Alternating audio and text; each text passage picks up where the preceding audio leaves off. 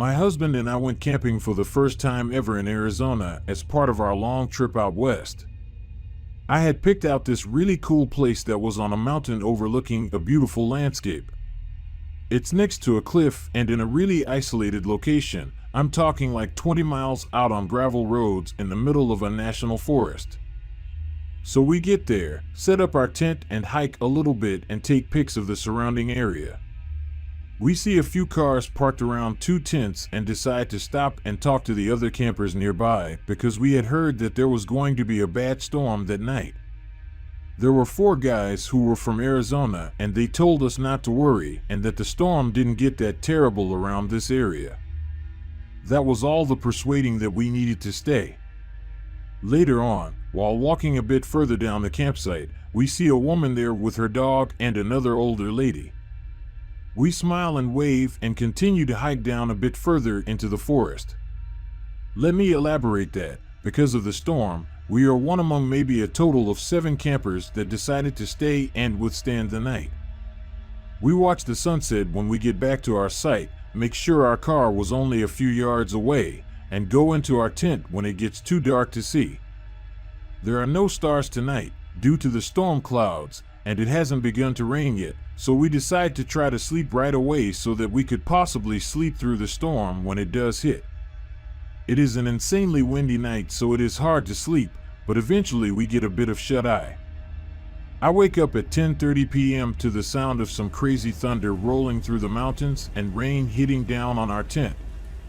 I'm a little freaked out because they get a lot of flash floods out here and I didn't want to fall off the side of the cliff, but I tell myself to try to sleep and eventually I doze off again. It's 12 a.m. and I am awake again. This time because I hear something heavy hitting the side of our tent. Like full on, sounded like someone could have been punching our tent and sliding something down the side of it. I open my eyes and can't see anything. It's completely dark. No light whatsoever. The sound continues every couple of minutes and at this point I'm shitting bricks. Suddenly, I hear footsteps right next to my side of the tent. They are slow, but steady. I feel my entire body freeze up. I seriously start thinking about how this is it and I am going to die. My heart is beating so fast that I am certain whatever is out there can hear it. Then, whatever it is lets out a deep sigh right on the opposite side of the tent. I'm thinking it is a bear and realizing that I might actually have to face this thing, so, in a desperate call for my husband's mind-reading powers, I squeeze his hand really hard repetitively and he wakes up. Instead of reading my mind, he blurts out, "What's wrong? Why are you squeezing my hand?"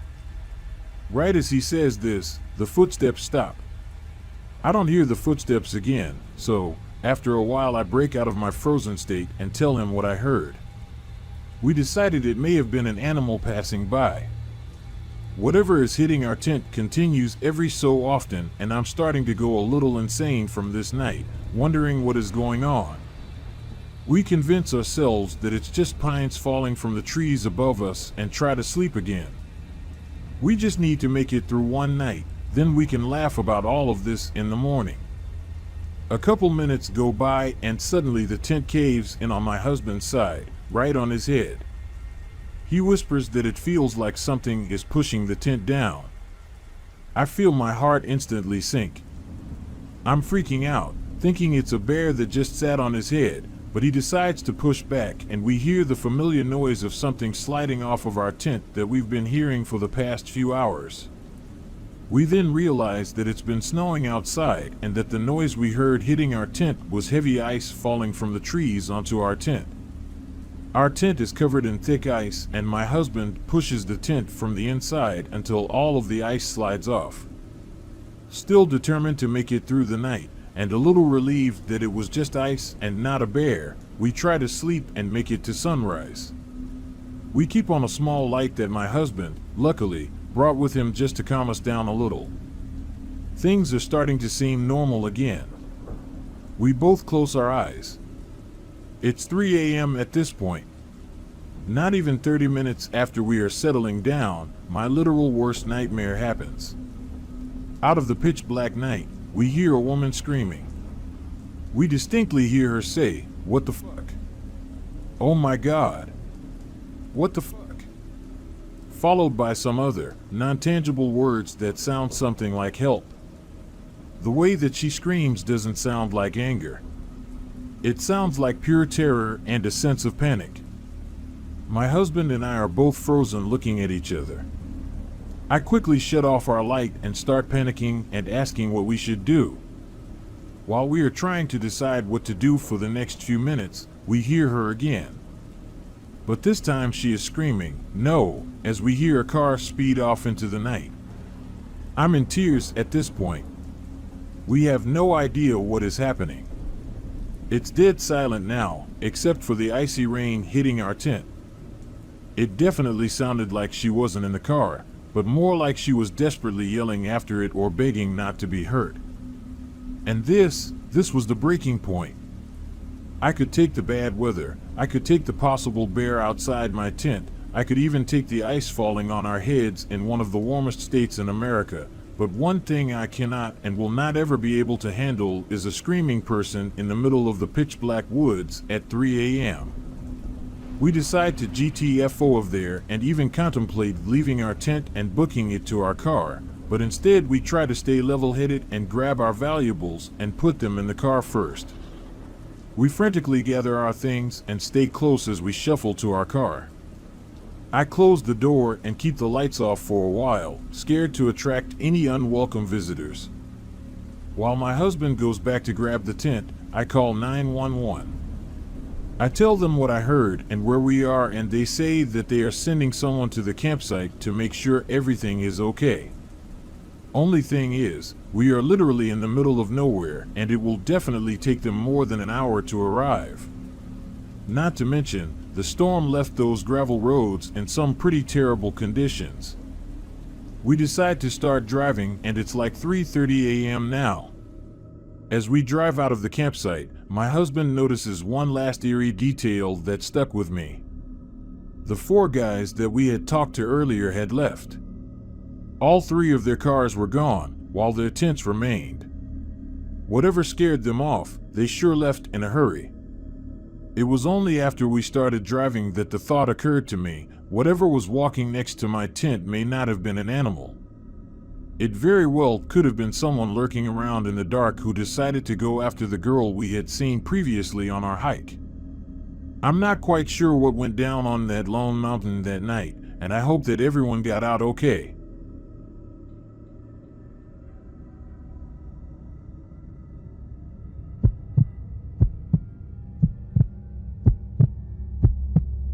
I love camping. Anytime my friends and I came home from college, we would load up our cooler with beer, grab some gear, and go screw around outside. Unfortunately, when I was actually at school, none of my sorority sisters or other friends ever wanted to go with me, so I would often suffer withdrawals from camping. One day the weather was way too nice to waste, so I grabbed some of my gear, hopped in a car I borrowed from a buddy, and drove to a spot that was secluded yet within a safe distance to civilization that I could run and get help. Camping also creeps me out sometimes, but that creepy feeling is also somewhat of a plus for me. It's the same reason that people read these stories. It's fun to be scared. So I make a little camp and get a fire going. I hadn't brought all that much to eat, but I was enjoying myself, reading and looking around the area, that sort of thing.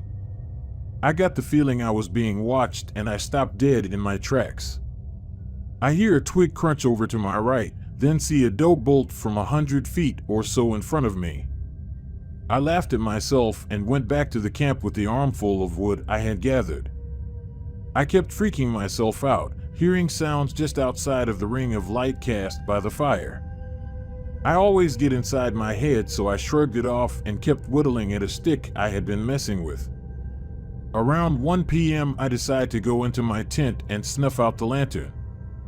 I had been slamming beers in the most unladylike fashion and smoking cheap cigars, so I passed out relatively quick. About 2 p.m. I start hearing footsteps. They sound pretty light and sort of timid. I think to myself that it's a deer or other animal, more likely a raccoon, because I had probably left some food out. I'm still on guard though. About 30 minutes of sleeping with one eye open, I hear a rubbing noise, and the tent fabric is being pushed in a bit.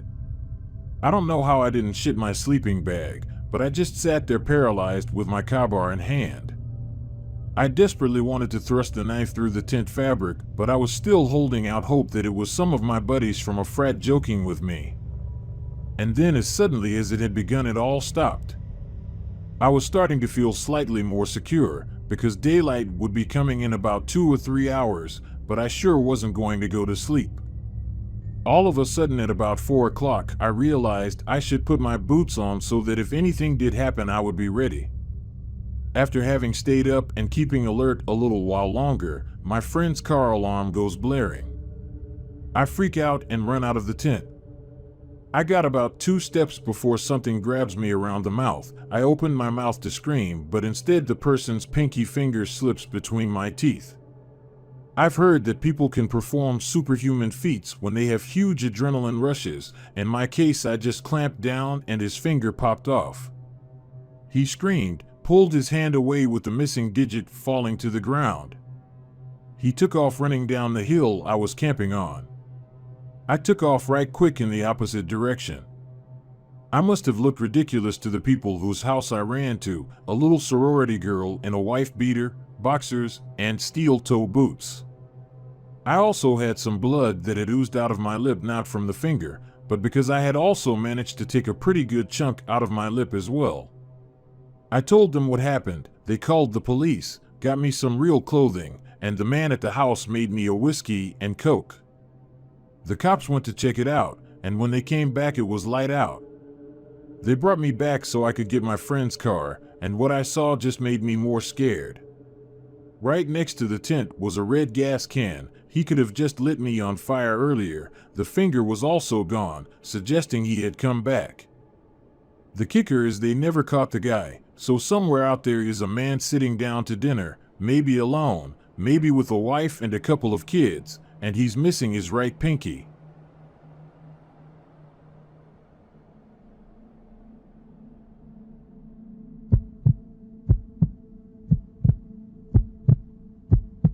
A couple of days ago, my boyfriend and I went camping in eastern Germany. We had found an incredible spot to set up our tent, right by a river in the woods. We parked the car about 20 meters away from us, behind a bush. After we set everything up, we sat by the river and enjoyed the sunset. It was getting darker, and we could hear the animals around us getting more active. We were well aware that we would hear some creepy noises at night. Anyway, my boyfriend decided to bring our food to the car to not attract any more animals at night. I stayed at our spot enjoying the view. As soon as he walked to the car, this strange feeling got to me. A feeling of fear and alert. I kept checking on my boyfriend, who jokingly said something like, "Please keep looking after me," which is also untypical for him. Maybe it's worth to mention that neither him nor I are easily scared. We are both tough and had a knife with us too. When he got back to our spot, he kneeled down next to me and said, "I heard something really heavy walking in those woods." I thought he was joking, trying to scare me, but he was serious and I could see how uneasy he was. He said we should have a look with the knife and flashlights, so we did. About halfway to the car, I could hear it. Some really heavy footsteps. First I thought, oh well, a deer, but not soon after I noticed that it clearly sounded like bipedal footsteps. In that moment I got chills and felt an insane moment of panic. We stood there, frozen, staring into the woods. When we moved, it moved. When we stood still, it stood still. It clearly mocked our steps. That went on for 2 minutes. We've had enough. I rushed back to the tent as my boyfriend stood guard with the knife on hold. I grabbed everything valuable and necessary, and we rushed to the car. As I grabbed the stuff, I could still hear it moving in the bushes. As soon as we were in the car, we locked the door and drove off to gain some distance. We parked the car in a parking lot and talked about what just happened. My boyfriend said that when he brought the food to the car, he already had a weird gut feeling of something/someone lurking, the reason for him asking me to keep checking on him. As soon as he heard the steps, he said he literally got chills down his whole spine. He also saw some sort of vague outline of something, but couldn't identify anything.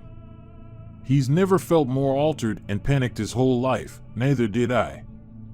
It was pure survival and gut instincts to get away from whatever it was in the bush. We slept in the car that night. Now he thinks it was a creepy human who was up to no good. I think that is a possibility, but that it might be something different. Do you guys have any ideas of what it might have been apart from a human? We do not have any large predators in Germany, only wolves, which are rare and not bipedal.